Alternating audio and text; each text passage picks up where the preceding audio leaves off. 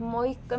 Suomen kielellä tällä kertaa yläselän jumppa, siis aivan ihaninta, mitä mä voin tehdä omalle yläselälle, on kissa- ja lehmäliike. Eli siis meidän selkärankahan viestittää tiedon hermoston mukana. Hermosto kulkee sieltä aivon pohjukasta häntäluuhun. Ja siinä vaiheessa, kun tulee paljon painetta tai epämukavuutta tonne rankaan, niin myös se hermosto silloin vaurioituu. Eli hermoston kunto periaatteessa determines. Se sitten ratkaisee, että kuinka sun ajatus luistaa. Eli kissa lehmässä mä vedän vatsan sisään, leuan rintaan, sisäänhengityksellä pyöristän yläselän lapaluut poispäin toisistaan. Ja sitten ulos hengityksellä notkistan selän ja katson ylöspäin. Tässä saadaan samalla hyvän venytyksen kaularankaan, eli saadaan avattua vähän kaulan etuosaa. Ja sitten oman hengityksen mukana, että mitä enemmän saat vedettyä happea sisään, pullistettua sitä rintarankaa, niin toki sen enemmän myös aukeaa se selkäpuoli. 5 kertaa oman hengityksen mukana ja meet rauhallisesti. Sisään ulos hengittäen, sulje silmät jos pystyt. Jalkaterät lepää lattiassa, varpaat ei ole siis alla. Ja 3 vielä. Vedät vatsan niin paljon sisään kuin pystyt ja painat lapaluista poispäin ulospäin. Ja notkistat. Nyt seuraavan kerran kun tulet ylös kissa-asenaan, niin mieti, että sä painat vähän sinne sun oikealle puolelle, eli lähdet avaa sitä yläselkää, painat olkapäätä poispäin, lonkkaa ulospäin. Ja paina myös toiselle puolelle. Ja notkistat takaisin lehmään. Viimeinen kerta.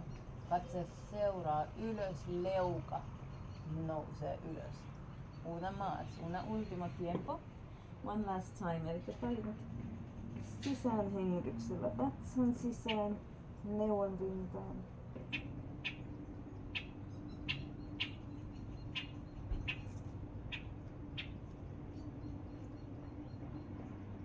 Ja ulos hengityksellä notkistat. Tuu sitten kantojen päälle, jalkojen päälle. Eagle arms, eli kotkan kädet. Tän siis voi tehdä myös seisovalleen, mutta jos olet toimistojoogaa harrastamassa tai sulla on matto, niin ota kädet auki olkapäiden korkeudella. Ja sitten tuut oikea käsi alle, vasen käsi ylle. Mä taitan mun oikean käden ylöspäin ja otan kiinni vasemmalla kädellä. Jos et saa kiinni näin, niin tuot vaan kämmenselät yhteen. Ajatuksena on siis, että mä puristan mun käsivartta toisiaan vasten, jolloin mä saan painetta tänne molempaan ylempään selkään ja olkapäähän. Eikä silloin kun sä tuot kädet eteen, niin sä ristit siinä kyynärpään yllä. Sä et voi ristiä kyynärpään alla, vaan kyynärpäiden pitää olla toistensa päällä. Alempi käsi ensin ylös ja sitten ylempi käsi ottaa kiinni. Ja kun saat tämmöisen nipun vyyhdin tänne käsiin tehty, niin tästä painaen kyynärpäätä ulospäin. Sä löydät venytyksen sinne sun selän takaosaan. Ja pidä venytys 3 hengityksen ajan. Voit tuoda taas leuan rintaan, eli ei stressata niskaa ikinä. Ja löydä myös hengitys. Rauhallisesti syvään sisään, rauhallisesti ulos. Sitten avataan kädet. Tuo kädet selän taakse. Ota kiinni kädestä, avaa rintarankaa. Sisäänhengitä, katso ylös. Ulos hengitykset, kädet ylös. Ja takakautta alas, avaa rinta. Ravista olkapää. Oi, se oli kolibri. Aivan ihana pieni kolibri tuolla lentää. Sama toisella puolella, eli avataan kädet olkapäiden korkeudella. Tulee vasen käsi alle, oikea käsi ylle. Nosta vasen käsi. Liitä oikea käsi. Löydä hengitys. Paina vähän kyynärpäistä ulos.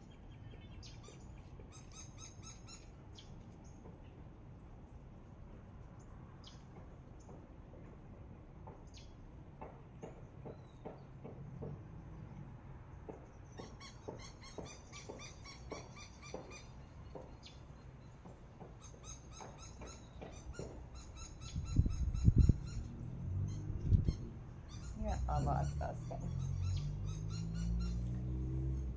Tuo pieni pyöräytys olkapäihin. Ja sitten viimeistellään jooga niin, että pidät selän suorana ja tiputa pää olkapäälle. Eli ihan kevyt venytys sen niskaan. Sä et lähde kallistua sivulle, vaan ihan vaan suora selkä, olkapäät taakse alas. Ja hengityksen mukana antaa jokaisen uloshengityksen lisätä vähän pituutta sinne rankaan. Eli sisäänhengitys voimistaa, energisoi. Uloshengitys rentouttaa, päästää irti jumeja. Leukaa kun tuot ylös, saat venytyksen kaulun eturankaan. Leukaa kun tuot alas, saat venytyksen kaulan takaosaan. Pyörätä pää toiselle olkapäälle. Vasen korva, vasen olka. Sisähengitys nosti.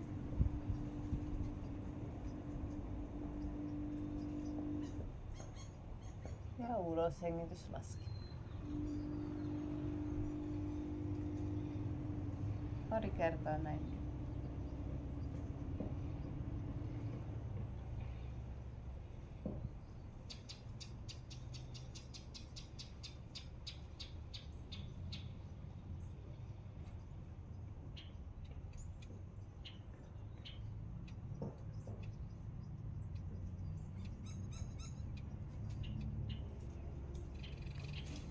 Pyörätä päästä oikealle puolelle ja vasemmalle. Tämmönen puoliympyräliike auttaa rentouttamaan sen hartian niskan seudun. Sitten kun sä vielä hengität siihen liikkeeseen, niin sä pääset irti niitä niskan jumeja. Tuo vielä kädet pään ylle sisäänhengityksellä, ota kiinni kädestä, veny pituutta. Ja sitten oikealle puolelle uloshengitykseen, kylkeen venytys. Sisäänhengitys nostaa.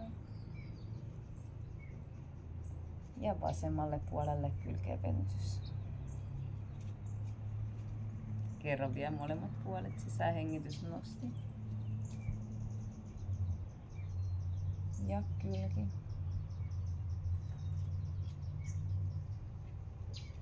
Ja uloshengitys.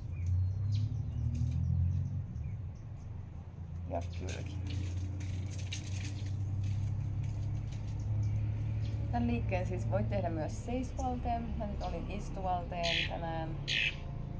Kaiken tämän liikkeen siis käsistä, eagle arms, kotkan käsistä, niskan venytykseen ja tuohon sivutaivutukseen voi tehdä myös seisovalleen. Toi on tommonen kevyt, helppo jumppa. 10 minsaa suunnilleen. Sen verran aikaa, mikä sulla on käytettävänä, niin käytä. Ja mä sanon, että vähintään 3 hengitystä per venytys. Sun keholla menee semmonen puoli minuuttia ennen kuin se ymmärtää, että sä olet venytyksessä. Eli vasta 30 sekunnin jälkeen se lihassäikeet alkaa venymään ja päästämään irti stressistä. Eli semmoinen kevyt liike, dynaaminen liike lähtee avaamaan, tuomaan lisää verenkiertoa, mikä tosi myös hyvin aktivoi lihasta. Mutta se, että sä lähdet venyttämään sitä lihassäijettä ja päästämään irti sit ehkä niistä toksineista, voi olla ilman myrkkyjä tai ruoan mukana tulleita saasteita, joka kerääntyy kehoon. Niin siihen tarvitaan se vähintään puoli minuuttia. Mä tein tämmöisen nopeamman version, niin mahtuu enemmän asiaa. Ja lähdet harjoittelemaan oman kehon mukaan. Kuuntele aina omaa kehoa. Eli jos keho pyytää, että oi vitsi, mä jäänkin vähäksi aikaa tänne kylkivenytykseen, niin nauti se kylkivenytys vaikka minuutinkin ajan. Ja sit vaihdat puolta. Eli improvisoi, kuuntele kehoa. Ja jos on mitään kipua, niin älä paina vastaan. Joogan on tarkoitus avata kehoa, mutta ei satuttaa sua. Eli kipu tarkoittaa sitä, että sä teet jotain, mitä sun keho ei tahdo tehdä. Lihaksia voi toki harjoittaa ja pitääkin pistää vähän vastusta, mutta kipua ei saa tuntua. Ei muuta kuin ihanaa viikon alkua sinne Suomeen ja sinne Eurooppaan päin. Meksikossa aurinko paistaa vielä aika komeasti ja linnut laulaa. Namaste ja hyvät päivänjatkot.